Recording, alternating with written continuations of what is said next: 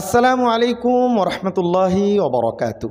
দেশ এবং দেশের বাহিরে যে যেখান থেকে আজকের এই গুরুত্বপূর্ণ প্রতিবেদনে ক্লিক করছেন সকলকে জানাচ্ছি আন্তরিক শুভেচ্ছা এবং অভিনন্দন। একটা প্রবাদ বাক্য আছে নাকি একটা কথা আছে বাঙালির মুখে মুখে, সেটা হচ্ছে যা রটে তার কিছুটা হলেও ঘটে। টাইটেল এবং থাম্বনেল দেখে যারা অবাক চিত্তে ক্লিক করেছেন, আসলে কোনো কারণ ছাড়া এরকম আমি লেখি নাই, প্রমাণ আপনাদেরকে দিব। ভিডিওটি দেখেই আপনার মূল্যবান মতামতটি কমেন্ট বক্সে জানাবেন। বিএনপির অবস্থা খুব একটা ভালো না, উলুঢুলু অবস্থা। রাজনীতি যেহেতু তারা করে, তারা মোটটা বোঝে। এখন আপনাদের কাছে জানার বিষয়, বিএনপি যদি ক্ষমতায় আসে এবং ডক্টর ইউনূসকে যদি রাষ্ট্রপতি বানায়, তাহলে কি আপনারা খুশি?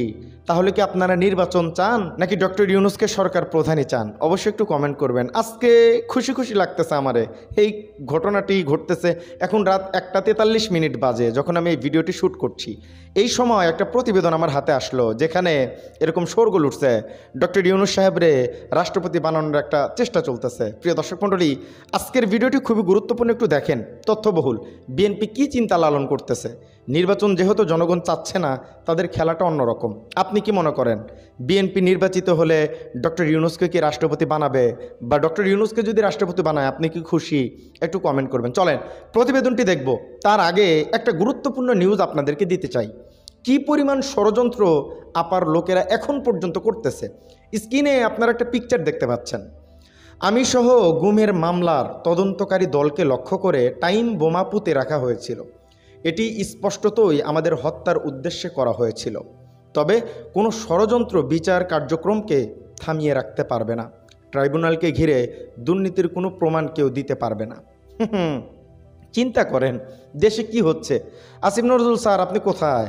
আপার বিরুদ্ধে তদন্ত করতে যায়া যারা তদন্ত করতেছে তাদের প্রাণ নাশের অভিযোগ উঠতেছে, আপনারা আইন প্রশাসন কিছু করতেছে না। এটা খুবই দুঃখজনক।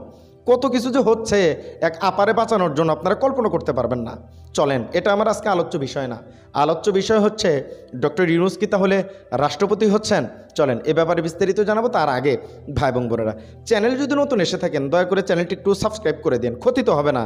আর ডক্টর ইউনূসকে যারা ভালোবাসেন তারা ভিডিওতে একটা লাইক দিয়ে দেবেন। চলেন প্রতিবেদন দেখে আসি, ডক্টর ইউনূস কি তাহলে রাষ্ট্রপতি হচ্ছে? ভোটের মাধ্যমে জনগণের রায় নিয়ে বিএনপি যদি সরকার গঠন করে, তবে তারেক রহমান হবেন প্রধানমন্ত্রী ও ডক্টর ইউনূস হবেন রাষ্ট্রপতি। রাজনীতির নতুন এই মেরুকরণের আওয়াজই ভাসছে সমাজ পাতা থেকে শুরু করে মাঠে ময়দানে। ছাত্র জনতার অভ্যুত্থানের পরে বিএনপির রাজনীতির ধারা যেভাবে বদল হতে শুরু করেছে, তা ধীরে ধীরে জনবান্ধব ও দেশের স্বার্থ রক্ষার রাজনীতিতে পরিণত হচ্ছে। বিএনপির 31 দফা সংস্কার প্রস্তাবও সেই ইঙ্গিত দিচ্ছে। বিএনপি শিবিরে গুঞ্জন চলছে বেগম খালেদা জিয়া এবং তারেক রহমান জনগণের প্রত্যাশা পূরণে একটি জাতীয় সরকার গঠনের চিন্তা করছেন। আর সেই চিন্তা থেকেই প্রধানমন্ত্রী ও রাষ্ট্রপতির ক্ষমতার ভারসাম্য করার পরিকল্পনাও রয়েছে বিএনপির। এছাড়াও গণতন্ত্র পুনঃপ্রতিষ্ঠায় বেশ কিছু চমক থাকবে বলে তারেক রহমানের বক্তব্যগুলোতে ইঙ্গিত পাওয়া যাচ্ছে। রাজনীতির নতুন এই সমীকরণের পক্ষে বেশ কিছু যুক্তিও পাওয়া যাচ্ছে সচেতন মহল থেকে। হাসিনা সরকার দেশকে এমন একটা ভঙ্গুর অবস্থায় রেখে গেছে, যে সরকারি ক্ষমতায় আসুক বড় চ্যালেঞ্জ নিতে হবে। সেক্ষেত্রে আওয়ামী লীগ ছাড়া সব বড় রাজনৈতিক দলগুলোকে এক ছাতার নিচে থেকে নতুন বাংলাদেশ গড়তে হবে। ডক্টর ইউনূসের আন্তর্জাতিক গ্রহণযোগ্যতা এরই মাঝে প্রমাণিত। অন্যদিকে ডক্টর ইউনূসকে বলা হচ্ছে গণ অভ্যুত্থানে নেতৃত্ব দেয়া ছাত্র জনতার প্রতিনিধি। সুতরাং তিনি রাষ্ট্রপতির পদে থাকলে ছাত্রদের নতুন দল এনসিপিও রাষ্ট্র ক্ষমতার কাছাকাছি থেকে বিএনপিকে সমর্থন করেই চালাতে পারবে তাদের রাজনৈতিক কর্মকাণ্ড, এমনটাই মনে করছেন সচেতনরা। তবে নির্বাচন ইনক্লুসিভ করার জন্য সবগুলো রাজনৈতিক দলের ঐক্যমত প্রয়োজন শক্তিশালী একটি বিরোধী দলও। সচেতন মহলে আওয়াজ রয়েছে নতুন রাজনৈতিক মেরুকরণে জামায়াতে ইসলামী হতে পারে সেই শক্তিশালী বিরোধী দল। বিশ্লেষকদের কেউ কেউ মনে করছেন আওয়ামী লীগের বিরোধী দল যেমন জাতীয় পার্টি ছিল, যারা প্রকাশ্যে বিরোধিতা করলেও আওয়ামী প্রশ্রয়ে ক্ষমতার কাছাকাছি ছিল, বিএনপি ক্ষমতায় আসলে জামায়াতের ভূমিকাও তেমন হলে মন্দ হয় না। বিএনপি এরই মাঝে সবার আগে বাংলাদেশ স্লোগানে গণজাগরণ সৃষ্টি শুরু করেছে। সেই চিন্তায় বোদ্ধারা বলছেন নতুন এই সমীকরণে গুরুত্বপূর্ণ রাজনৈতিক দলগুলোর অংশগ্রহণ নিশ্চিত হবে, যা নতুন বাংলাদেশ গঠনে সহায়ক হতে পারে। দেশের রাজনীতিতে দীর্ঘ সময় ধরে জমে থাকা অনিশ্চয়তা, সংঘাত আর আস্থাহীনতার ঘনঘটায় যখন সাধারণ মানুষ দিশেহারা, ঠিক তখনই বিএনপির পক্ষ থেকে তারেক ইউনূস কনফিগারেশনের গুঞ্জন নতুন আলোচনার জন্ম দিয়েছে। ছাত্র জনতার অভ্যুত্থান, অর্থনৈতিক সংকট, মানবাধিকার লঙ্ঘনের মতো ইস্যুগুলো নতুন নেতৃত্বের দাবি তুলেছে, যেখানে তারেক রহমানের রাজনৈতিক অভিজ্ঞতা আর ডক্টর ইউনূসের আন্তর্জাতিক গ্রহণযোগ্যতা মিলিয়ে একটি হাইব্রিড নেতৃত্ব গঠনের সম্ভাবনার ইঙ্গিত ভেসে বেড়াচ্ছে। আন্তর্জাতিক পরিসরে এই সম্ভাব্য নেতৃত্ব গঠনের বিষয়টিও নজর এড়ায়নি। যুক্তরাষ্ট্র, ইউরোপীয় ইউনিয়ন সহ একাধিক রাষ্ট্র আগেই বাংলাদেশে সুষ্ঠু ও ইনক্লুসিভ নির্বাচনের আহ্বান জানিয়েছে। আর তারেক রহমানের সঙ্গে দীর্ঘদিন পরে সরাসরি সংলাপে আগ্রহ দেখাচ্ছে বিভিন্ন পশ্চিমা কূটনৈতিক চ্যানেল। বিএনপি এসব পরিবর্তিত বাস্তবতাকে মাথায় রেখে তাদের কৌশল সাজাচ্ছে, যেখানে ন্যাশনাল ইউনিটি, টেকনোক্র্যাটিক প্রেসিডেন্ট এবং রাজনৈতিক পুনর্বিন্যাস একসাথে চলে আসছে। তবে এই রাজনৈতিক রূপরেখা বাস্তবে কতটা কার্যকর হবে সেটি নির্ভর করছে বিএনপি কতটা সাহসিকতা ও উদার দৃষ্টিভঙ্গি নিয়ে রাষ্ট্র পরিচালনার প্রস্তাব দিতে পারে তার উপর। দলীয় বলয়ের বাইরে গিয়ে দক্ষ ও গ্রহণযোগ্য মানুষদের নিয়ে যদি সত্যিই তারা একটি উদার, গণতান্ত্রিক এবং অংশগ্রহণমূলক রাষ্ট্র পরিচালনার কাঠামো দাঁড় করাতে পারে, তবেই এই কনফিগারেশন শুধু গুঞ্জন থাকবে না, রূপ নিতে পারে নতুন বাংলাদেশের সম্ভাবনায়। এমনটাই মনে করছেন সচেতন মহল।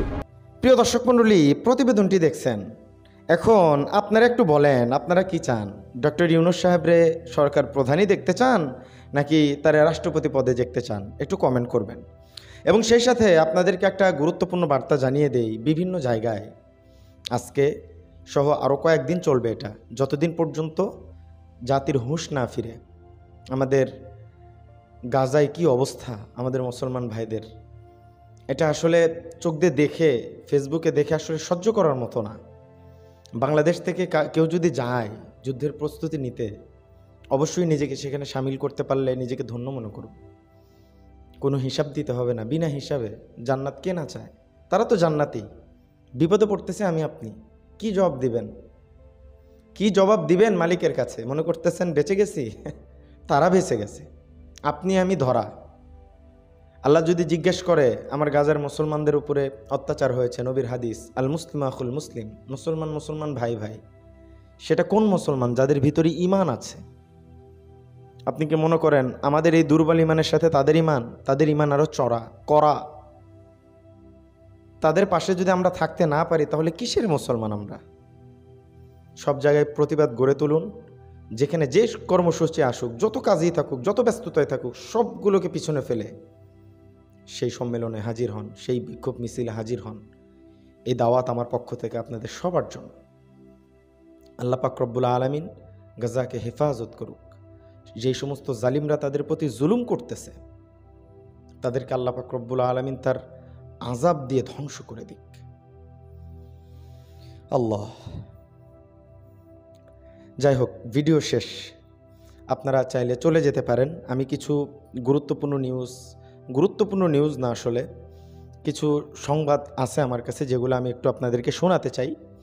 সেটা হচ্ছে, আওয়ামী লীগপন্থী 84 আইনজীবীকে কারাগারে পাঠানোর আদেশ দিয়েছে হাইকোর্ট। এটা অবশ্যই আমাদের জন্য একটি ভালো সংবাদ। এবং শুরুতে যেটা বলছিলাম যে বিএনপির নেতাকর্মীদের কন্ট্রোল করা যাচ্ছে না, রুমিন ফারহানের একটি বক্তব্যে আপনারা স্পষ্ট শুনছেন। একটা খবর, সেটা হচ্ছে মদ্যপান অবস্থায় থানায় ঢুকে গালাগালি যুবদলের 2 নেতা গ্রেফতার। এখন এর আগে আপার লোকরা করছে, এখন যুবদলের নেতাকর্মীরা করতেছে। এদেরকে কন্ট্রোল করাই যাচ্ছে না। এজন্য বিএনপি হয়তো এই পন্থা অবলম্বন করতেছে যে ডক্টর ইউনূসের যেহেতু সমর্থন আছে, রাষ্ট্রপতি ডক্টর ইউনূস থাকুক, আমরা কিছু সুবিধাও নিতে পারবো। তো সেই আওয়াজ আসতেছে। এখন বাকি কতটুকু কি হবে? অনেকেই কমেন্ট করতেছেন ডক্টর ইউনূস সেফ খেলবেন, তিনি রাষ্ট্রপতি হবেন। আপনার কি মনে হয় ডক্টর ইউনূস রাষ্ট্রপতি হবে? অবশ্যই একটু কমেন্ট করে জানাবেন। আজকের ভিডিও ছিল এ পর্যন্তই। দেখা হচ্ছে পরবর্তী অন্য কোনো ভিডিওতে। আপনাদের সাপোর্ট একটু কমে গেছে, কীরকম ভিউজ আসতেছে না, আবার একটু কমেন্ট, লাইক, শেয়ার করবেন। ভালো জিনিসই তো করতে চাচ্ছি, কিন্তু সাপোর্ট ছাড়া তো আসলে সম্ভব না। দিন শেষে নিউজগুলো দিয়ে আমাদেরও পরিশ্রম, আমাদেরও সময়, সব কিছুই আছে, আমাদেরও 2-4 টাকা ইনকাম হয়।